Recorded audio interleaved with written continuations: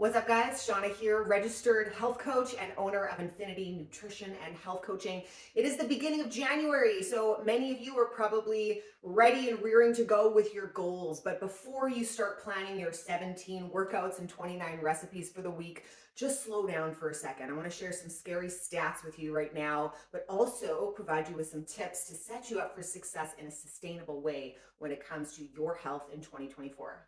Okay, so those scary stats coming at you. Over 95% of diets fail. They do not work.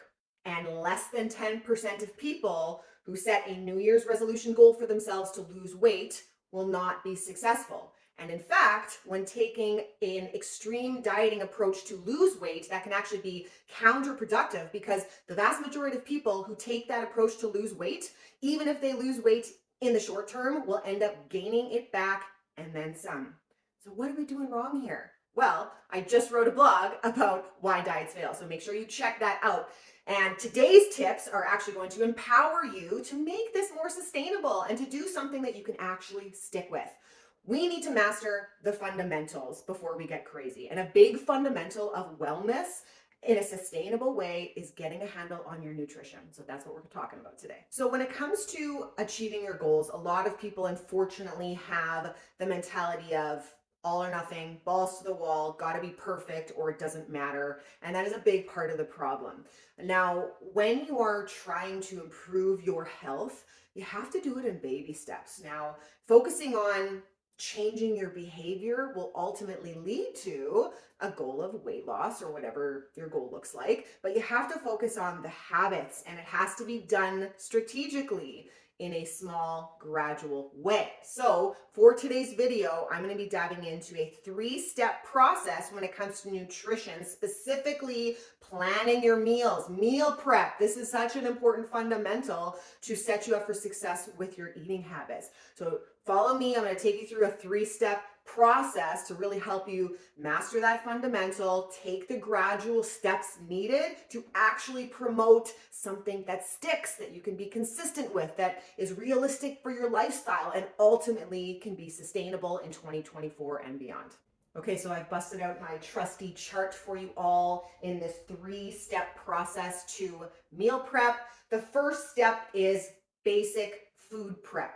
So if you hear me talk about food prep and meal prep, I'm referring to two different things. So food prep is not putting a meal together necessarily. Food prep is things like boiling eggs, washing and cutting your fruits and vegetables and storing them in a visible place in your fridge. It also could mean taking some shortcuts, and that's okay if it makes sense for your lifestyle and you can stick with it. So if you don't have time to, wash and peel and chop and store your vegetables, then buy a veggie tray. If you run out of time, and you work late one day, instead of getting takeout, just buy a rotisserie chicken and a bag salad and bring it home and prep that. Okay, so that's always going to be a better option, and that's the mentality you want to get into rather than all or nothing. What can you do to make the most of your situation, adapt when needed, so that you're making better choices, not perfection, just progress. So some examples specifically of different basic food prep that you can have on hand ready to go so that it's accessible and easy for you. So obviously fruits and vegetables. Make this as easy as possible for yourself. Prep them and have them ready to go as quickly as you can after they come home from the grocery store. For protein sources, you know what? Getting a shrimp ring is something that I find really easy, that requires no prep at all, and is going to add to my protein for the day. Greek yogurt, cottage cheese, hard-boiled eggs, all great sources of protein. Here's another idea. So legumes are all something most of us should be eating more of. So, things like black beans, lentils, chickpeas, I buy those in a can. And I use my can opener and I rinse them and they're ready to go. It's so easy. So it's just having that stuff ready on hand, taking a couple of steps to make that as easy for yourself as possible is step one.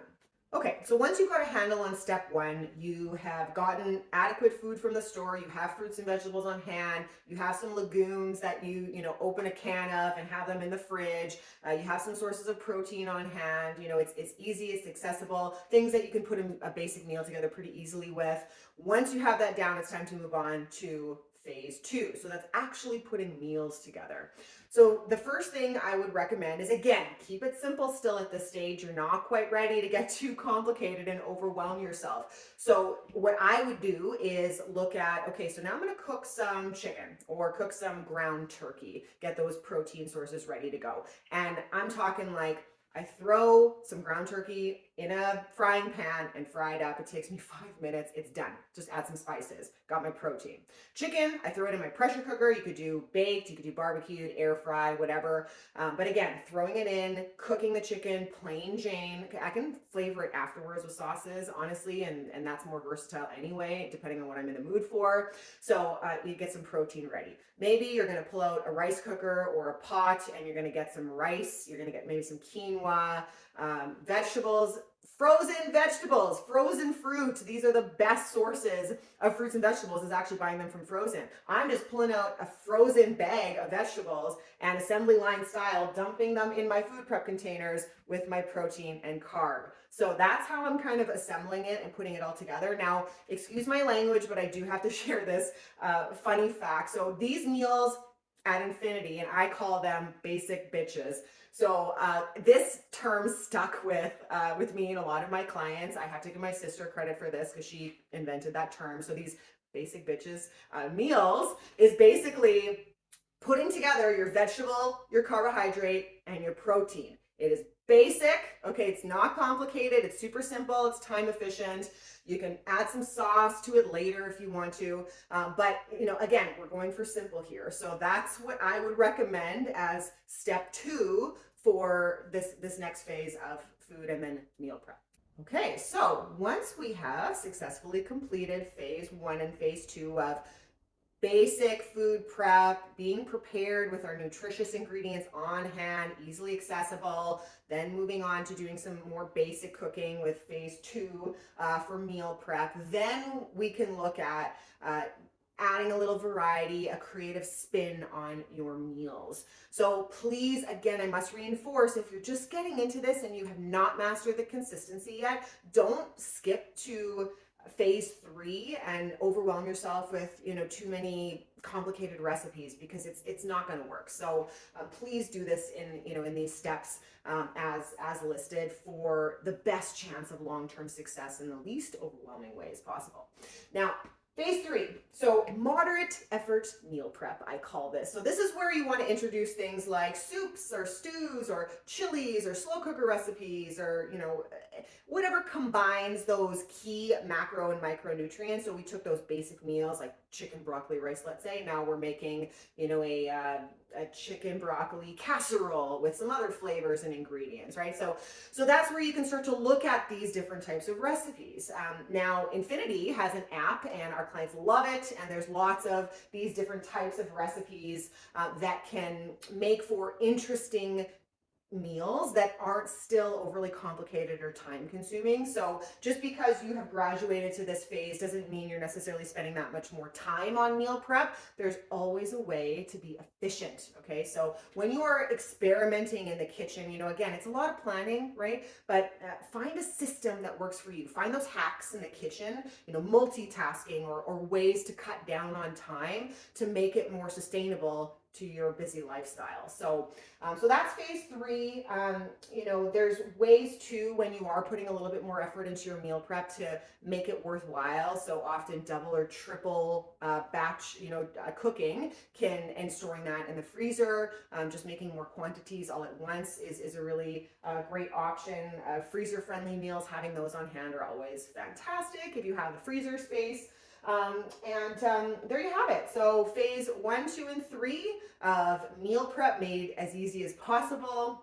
We'll finish up with a wrap up here, but hopefully you've gotten some good takeaways so far. Okay, I thought the visual might be a good wrap up as well. So phase 1, make sure you have things like basic and ready to go. I have my hard-boiled eggs, fruit is here. I've pre-made some sweet potatoes sitting in here. I have bags of vegetables washed and ready to go. I have dip. Okay, so this is all part of phase one. It's ready to go, not necessarily put together in a meal, but a-okay. Then phase two, I have basic stuff like this basic turkey that took me 5 minutes to cook, and I put canned beans and frozen vegetables in. This is basic meals. And then, from there, you can get a little bit more creative. This was still not that difficult, but these are tzatziki chicken bowls. So depending on what you're in the mood for, you start to get a bit more creative. But, get your fridge in order, get the basics first, small gradual habit change. You've got this. So to summarize it all nicely for you, step one, basic food prep. All right, fruits, vegetables, legumes, hard-boiled eggs, protein sources you could just buy from the store, shrimp ring, yogurt, whatever. Okay, once you have that, accessibility, consistency, then start making some basic meals. Add in some chicken or some, other sources of protein. Add some complex carbohydrates like rice or potatoes or quinoa. Make sure you have lots of vegetables. Frozen is totally acceptable. It actually is very, very much recommended. Okay, phase three, graduating to trying new recipes, getting creative, having fun, investing in the time and effort you spend on your whole foods. You should take a lot of pride in that. It's fantastic. It makes you feel good. It's balanced, right? It's going to set you up for long-term success with your health. So, and lastly, again, do not do this too quickly. Small, gradual habit change to change your mindset and your behavior and to make new habits and to form new routines. This is key. So if you do this too quickly, it's all going to fall apart. You got to master the fundamentals first. So hopefully you had some good takeaways from today. If you enjoyed this video, please let me know. Make sure to visit winnipeghealthcoaching.com if you do need more support, because our holistic health coaching services help our clients achieve long-term habit change, and we set them up for long-term success. So winnipeghealthcoaching.com. Happy New Year. Have an awesome day.